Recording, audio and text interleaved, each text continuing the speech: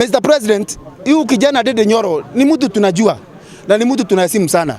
Na tunajua hata kama anatafuta mentors, the list of the mentors anaweza pata ni wewe. The fallout between President William Ruto and Kiharu Member of Parliament Ndindi Nyoro came as a shock to many, as he is considered the golden boy in the mountain region and very much helped him to campaign during the 2022 election.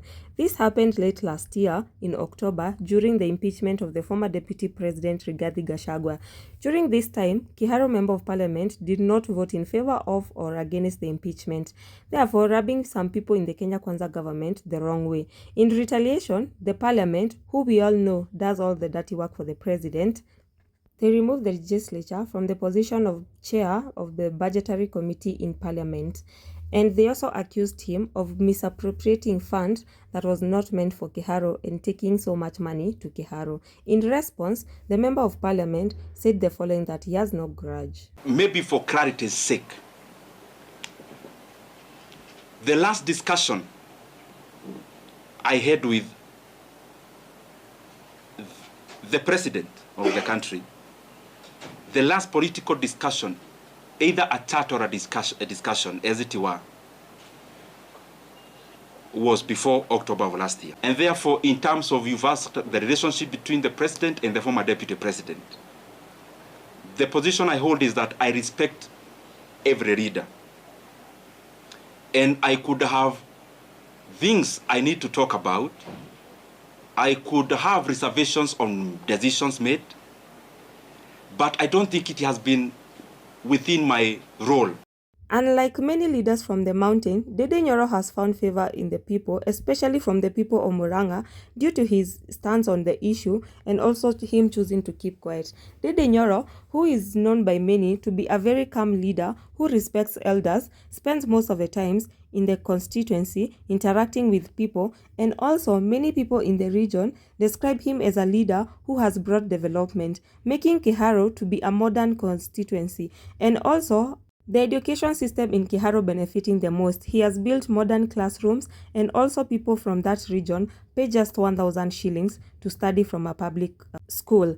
Therefore, he's a very loved person in the region. So it was a shock to many when President William Ruto, while addressing the nation at Sagana State Launch before his tour to the mountain region, saying that he mentors Ndindi Nyoro. Huyo kijana Ndindi Nyoro ni kiongozi, ni kati ya hawa vijana ambao na walea, na ni kazi yangu kulea hawa viongozi. Saa zingine kidogo wanaregea hapa, mimi nawafundisha namna hii. Kiharu residents came out blazing, telling the president that he could never mend such a young brilliant mind, that Ndindi Nyoro hufanya kazi as the president anaendelea kutenga tu. Tunasikia umeongea na yeye about 6 months. Hamjaongea na yeye, haujampigia simu. Unaweza kusema wewe ni mentor wake namna gani? Na hali hauongei na yeye. Tungetaka utuambie ukweli. Ile kitu unataka kufanya na Ndindi Nyoro ni gani? Kwanza tena ujue Ndindi Nyoro hastahili kumentiwa na wewe, sababu Ndindi Nyoro si muongo. Ikiwa ni kumentiwa ni mtu kama wewe, atakuwa pathological haya kama wewe. Kwa hivyo tunakuomba uachane na Ndindi Nyoro, aendelee na kazi yake vile anavyofanya, kwa sababu yeye anafanya kazi nyingi, anaongea machache. Maneno nilisikia jana akiongea kwa TV. Ati yeye ni mentor wa Ndindi Nyoro.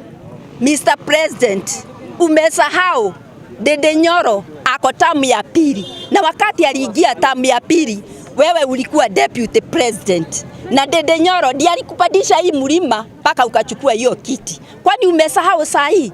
Nataka kukwambia kitu kingine. Ndindi Nyoro akiumwa na kichwa tu, tutajua ni wewe. Nisitakuita Kasongo, lakini nimekuita juu nimesikia wengine wanakuita. Na kusihi tu uachane na Ndindi Nyoro. Tunajua ile maendeleo anafanyia wa Kenya, na hata tunaona akienda kwa kaunti zingine vile anakaribishwa. Hapa kwetu tumeshikilia hiyo mtoto wetu, tunampenda na ni mtoto wetu.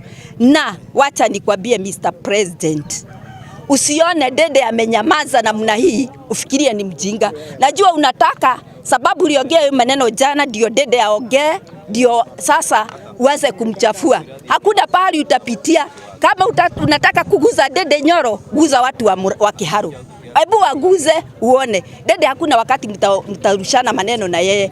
Sisi ndio tutakurushia. Hebu Sisi hatukatazi ulete miradi huku, lete. Lakini tu ukileta uongee maneno ya Ndindi Nyoro, ndio utasikia ile maneno nasema Ruto must go ikiongeleshwa na jensi. Sasa Mr. President, tafadhali wewe ngojea masiku yako ishe, mambo yako tulimalizana nayo, ni 800 days inagojea, tarehe yako ni 10 mwezi wa 8 2027, safari yako ya kwenda Sugoi hiyo hatubadilishi, na uache hasira, wewe enda kwa amani. Na tunataka tukwambie kitu moja, hii maneno yote ni wewe umejiletea. Sisi hatukukwambia uguze mambo ya health. Wewe ndio ulijibeleka huko na kielele yako ukaguza mambo ya health, hiyo umeharibu. Sisi hatukukwambia uguze mambo ya masomo. Wewe ndio umeenda huko mambo ya funding ya university, umeharibu. Unataka kuharibu mpaka wapi? Unataka kuharibu mpaka wapi? Na kama sisi vijana tunakuambia ufanye kila kitu, na tunajua uko na uwezo kwa sababu historia yako tumeisoma. Wewe fanya kile unataka, mtoe kwa kiti, mtoe kwa hata kwa komiti, mtoe, lakini usiguze roho yake. Tunakuomba tafadhali, sababu tunajua wewe uko na uwezo hata kufanya mambo mengine mabaya zaidi. Wewe fanya kile unafanya, enda maliza toa kwa budget, toa wakikuyu wote kwa komiti, lakini tunakwambia roho ya Ndindi Nyoro, roho hata tukisikia kona homa tutasuspect ni wewe umempea. My friend, tutaonana na wewe. Pesa ya budget ile ilikuwa imewekwa. Tumeona kwa supplementary budget. Ile pesa imeweza kuondolewa. Ni ile tu ilikuwa inakuja Mount Kenya. Pesa ya maziwa, pesa ya miradi ya irrigation, pesa ya majani chai. Mr. President, wacha kutudanganya ati you have the mountain interest at heart. Wakati budget yenye inakuja kusaidia mlima ni kutoa unatoa. Mr. President, wacha kutudanganya ati ya kwamba bado unaheshimu wa viongozi wa mlima wakati unawatoa chairman unaenda kupatiana kwingine. Na hao wenye unapatia hawakukuwa kwa mstari wakikupigia wewe kura. Sisi ndio tulipatia wewe. Na hata kama umeona sisi ni watu bure kabisa, tafadhali usiguze nyoyo za viongozi wetu. Mr. President, huyu kijana Ndindi Nyoro ni mtu tunajua na ni mtu tunaheshimu sana. Na tunajua hata kama anatafuta mentors, the list of the mentors anaweza pata ni wewe. Sababu wewe ile tumeona wale watu una mentor ni kama Kimani Ichung'wah, ni professionals wa matusi na uogo. Wale watu una mentor ni kama Junet Mohamed, professional wa matusi. Ndindi Nyoro ni mtu anaogopa Mungu, hawezi tusi mtu. Unataka akujibu, hawezi kujibu. Yeye anakujibu kwa kazi. Wewe endelea wewe kutega, yeye anafanya. Kwa hivyo Mr. President, wacha kutudanganya ati una mentor Ndindi Nyoro. Ndindi Nyoro ni wetu. Amementiwa na wazazi wa Kiharo, amementiwa na wazee wa Kiharo. Ni yeye, ni mtu ako na adabu, ni mtu ako na heshima yake, na ni mtu anaheshimu wazee, na ni mtu anaheshimu vijana. Kwa hivyo kumvuta kwa matope yeye hawezi kuja. Na by the way, wacha nikwambie, damu ya Ndindi Nyoro ni damu imetoka kwa kanisa. Grandfather yake alikuwa canon. Kwa hivyo hii matope unataka kumrushia haiwezi jisikilia. Na Mr. President, tafadhali, na hii ni ya heshima kabisa. Kama unamcha Mungu, of which I doubt, tafadhali uongee tu kwa ukweli tu kidogo, uadmit wewe ni wewe unamaliza hao viongozi. Uadmit tu, utuambie ni kweli nilikuwa nawamaliza, sasa nimeona mnawapenda sana, sitawamaliza zaidi hapo. For once. Juu sasa hii kwenda kanisa kila Sunday na Mungu akugusi. Hata sisi tunashangaa. Kwani Mungu ni Mungu gani una akugeuzi? Without Paul Saul atakuwa Paul. Sasa amezidi kuwa Saul times 2. Damn, they call the president a pathological liar. That is how much people do not trust the president.